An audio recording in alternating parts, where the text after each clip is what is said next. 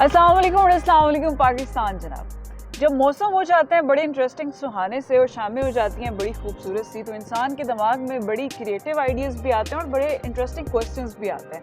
उन्हीं क्वेश्चंस में से एक क्वेश्चन अक्सर मेरे माइंड में आता है जब कभी किसी शॉपिंग मॉल चले जाओ, कहीं हॉस्पिटल चले जाओ, कहीं भी ऐसी जगह जाओ तो वहाँ पे एक रेड कलर का सिलेंडर जिसे फायर एक्सटिंग्विशर कहते हैं वो हमें ज़रूर नज़र आता है। लेकिन मेरी तरह बहुत सारे लोग वो जानते ही नहीं होंगे कि उसका इस्तेमाल कैसे करना है in case of emergency, in case of fire emergency, उसकी ऑपरेटिंग कैसे करनी है।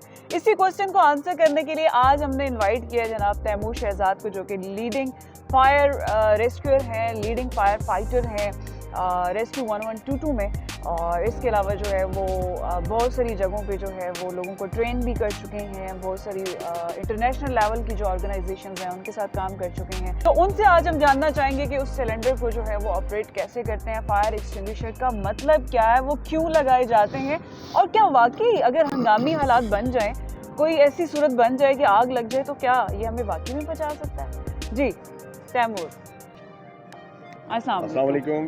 कैसी हैं जी? ठीक है, खैरियत? तो आज ही हम ऑडियंस के लिए जो लेकर आए हैं एक छोटा सा क्वेश्चन। फायर एक्सटिंग्विशर का बुनियादी जो मकसद है वो ये है कि फर्स्ट एड, यहाँ पे आपने फर्स्ट एड का लफ्ज़ जो है माइंड में रखना है, यानी कि छोटे पैमाने पर, इब्तदाई पैमाने पर लगने वाली आग को कंट्रोल करने के लिए घर के अंदर ही अपनी मदद, आपके तहत प्लाजा के अंदर ही अपनी मदद आपके तहत आग को कंट्रोल करने के लिए जो आला आप इस्तेमाल कर सकते हैं वो है फायर एक्सटिंग्विशर। ठीक है, तो इसको क्या हम घरेलू रूटीन में भी यूज़ कर सकते हैं कि घर में भी हम रख लें कि अल्लाह ना करे कहीं किचन में काम करते हुए या कहीं भी ऐसी कोई आग लग जाती है तो उसको हम घर में इस्तेमाल कर सकते हैं? अगर आप लोगों ने घर में लगाना है तो जाहिर बात है आपको उसके इस्तेमाल का पता होना चाहिए, तो इसके बारे में आपको मुकम्मल जो है वो इंफॉर्मेशन होनी चाहिए, इसका इस्तेमाल जो है वो आपको आना चाहिए, ताकि बर वक्त फायर या इमरजेंसी सर्विसेज के पहुंचने से पहले आप अपने तौर पे अपने आप को रेस्क्यू कैसे कर सके ताकि जो है वो ज़्यादा नुकसान से बचे जा। जी बिल्कुल। तो मेरे ख्याल से जो है वो हम उस प्रैक्टिकली बताते हैं कि कैसे हम उसको ऑपरेट कर सकते हैं और कैसे जो है वो ना सिर्फ अपनी बल्कि बहुत सारी कीमती जानें बचाई जा सकती हैं। जी ओके जी, ये है फायर एक्सटिंग्विशर। तो ये जी आप मेरे सामने देख सकते हैं कि फायर एक्सटिंग्विशर जो वो हम लोगों ने आपके सामने रख दिया है। सबसे पहले आपने इसको कैरी कैसे करना है और इसको हैंग कैसे करना है। हैंग ये होगा आपकी दीवार के ऊपर, यानी कि वॉल माउंटेड होगा, दीवार के ऊपर आप हुक लगा के इसको माउंट कर देते हैं। बेल्ट लेवल के ऊपर आपने इसको जो है वो दीवार के ऊपर माउंट करना होता है, ताकि इन केस ऑफ इमरजेंसी आप भागते हुए आएँ, इसको आसानी से यहाँ से पिक करें, कैरी करें।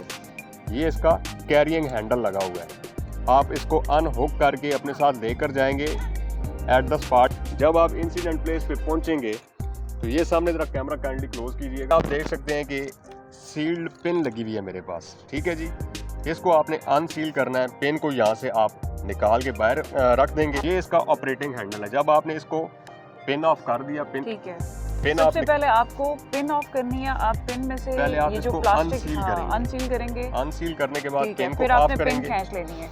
उसके बाद आपका ये आ गया जी कैरिंग हैंडल। लेकिन तैमूर साहब जो मेरी तरह अगर आप बुज़दिल ख़वातीन होती हैं वो तो डरती हैं ऐसे काम करने से, तो बताएंगे इसको फ़ौरन खोलते ही कुछ अजीब सा तो नहीं बीच में लेने के देने पड़ जाए। एक चीज़ को जो है वो माइंड में रखते हुए चलना है कि जब तक आप इंसिडेंट प्लेस के ऊपर ना पहुंचे, फ्लेम या फायर के बिल्कुल सामने ना पहुंच जाएं, 4 से 6 फीट की डिस्टेंस के ऊपर आप पहुंच चुके हैं, तो आपने यहाँ से इसको अनसील करके पिन ऑफ कर देना है। उसके बाद ये आ जाता है आपका ऑपरेटिंग हैंडल। तो आपके हाथ का ये वाला जो पोर्शन है ये आ जाएगा ऑपरेटिंग हैंडल के ऊपर, यहाँ से ऐसे। तो ये इसका लगा हुआ है सामने डिस्चार्ज होज है। यहाँ से आप होज को निकालते हैं स्टैंड में से, तो आपने अब यहाँ पे फार्मूला कौन सा अप्लाई करना है वो आपको पता होना चाहिए। इसका ऑपरेटिंग फार्मूला है PASS pass. P for hold the safety pin, इसको कहते हैं सेफ्टी पिन। ठीक है, hold the safety pin, aim at the seat of fire, यानी कि सीट ऑफ फायर को, ओरिजिन ऑफ फायर को, बेस ऑफ फायर को आप टारगेट करेंगे, ना कि फ्लेम को टारगेट करेंगे। Aim at the seat of fire. फिर आपने सिक्वीज करना है कि इसको ऑपरेटिंग हैंडल को यहाँ से आपने सिक्वीज करना है, नीचे की तरफ दबाना है। ये पिन ऑलरेडी आप निकाल चुके होंगे तो ये स्मूथली यहाँ पे प्रेस हो जाएगा। और इसमें से जो है यहाँ से जो आपका पाउडर होगा, इंग्रेडिएंट्स जो भी इसके अंदर मौजूद है वो यहाँ से डिस्चार्ज होंगे। ठीक है, सीट ऑफ फायर के ऊपर आपने कैसे चलाने हैं, sweep side by side. Okay, not on a one point. जैसे खवातीन जो है वो घरों में झाड़ू चलाती हैं, लेबल के ऊपर ही आपको यहाँ पे पिक्चर्स बनी हुई नजर आ जाएंगी कि ये किन किन चीज़ों के लिए यूजेबल है, यानी कि आप किस किस्म की फायर के ऊपर आप इसको इस्तेमाल कर सकते हैं। उसके बाद अच्छा ये एक ही दफ़ा यूज होता है, सिंगल यूजेज है इसका। ठीक हो गया। अगर आपने लाइक मतलब डिस्पोजेबल जो चीज़ें होती हैं यस दोबारा इसको आप रिफिलिंग होती है। रीफिलिंग के लिए भेजेंगे तब कभी भी फायर एमरजेंसी से रेलिवेंट कोई ऐसा क्वेश्चन है जो आप समझते हैं कि इनसे आपने करना है, तो आप डेफिनेटली कमेंट सेक्शन में अपना क्वेश्चन छोड़ सकते हैं और अपनी राय भी इस वीडियो के बारे में दे सकते हैं। सो ज़रूर बताइएगा कमेंट सेक्शन में। अभी जो है हम बात करते हैं, अगर आपको मजीद इस किस्म के कुछ सिलेंडर्स वगैरह चाहिए हुए या रीफिलिंग के हवाले से आपने अगर कोई इस तरह का माइंडसेट बनाते हैं अपने घर में लगाने के लिए, हाँ, या आप चाहते हैं कि इंस्टॉलेशन वगैरह आप कराना चाहते हैं घर में, मार्केट में, गाड़ी में, तो फिर आप तो रब्ता कर सकते हैं। इंशाल्लाह रब्ता भी कर सकते हैं आप, और आपको फुली जो वो इसके हवाले से गाइडलाइन और ट्रेनिंग वगैरह का जो सेशन होगा छोटा मोटा वो भी कंडक्ट करके हम आपको प्रोवाइड कर सकते हैं।